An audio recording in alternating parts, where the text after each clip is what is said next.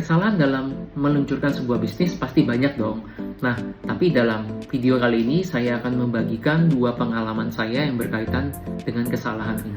Pengalaman pertama adalah saya menemukan seorang prospek ya, di mana prospek ini memiliki sebuah brand, memiliki sebuah bisnis dan produk yang sudah diluncurkan di pasar.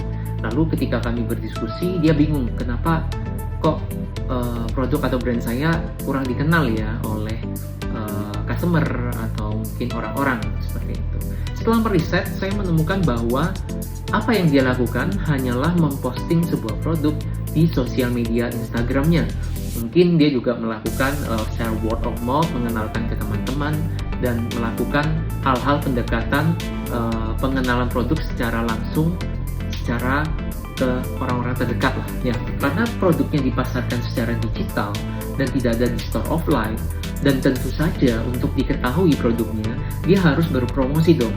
Kalau hanya sekedar mempost di sosial media punya produk lalu cuma sekedar post aja, belum lagi followersnya ya sedikit banget gitu, dia tidak akan ada perkembangan seperti itu. Jadi kesalahan pertama adalah dia tidak melakukan promosi.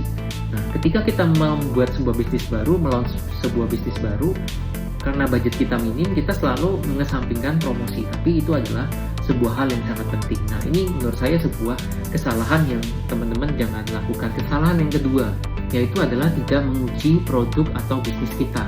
Nah, saya punya seorang klien yang melaunching sebuah produk dengan sangat masif dan besar. Tetapi setelah itu, banyak sekali komplain yang masuk dan dia harus meng-cut off cabang-cabangnya. Ya, jadi dia melakukan sebuah promosi besar-besaran, bisnisnya di launch secara besar-besaran, tapi ternyata banyak hal yang di luar dari ekspektasi dia, di luar dari perhitungan dia, dan dia harus meng-cut off beberapa cabangnya. Nah, seharusnya yang harus dilakukan adalah mengujikan terlebih dahulu, membuat dalam skala kecil, lalu diujikan. Jika dalam skala kecil berhasil, lalu di scale dengan lebih besar lagi, di scale dengan lebih besar lagi. Nah, tapi kalau misalnya seperti brand-brand yang besar, mereka sebelum mempublish sebuah produk, mereka mengadakan berbagai riset dulu. Nah, tapi kalau secara bisnis kecil, business owner yang tidak begitu besar, kita tidak mungkin mengadakan riset-riset tersebut. Jadi, kita harus lebih aware bagaimana melaunch dengan porsi yang benar, porsi yang pas, dan memperbaikinya hingga kita benar-benar siap untuk melaunchingnya menjadi sebuah brand atau bisnis yang lebih besar lagi. Nah, ini sangat penting untuk dilakukan.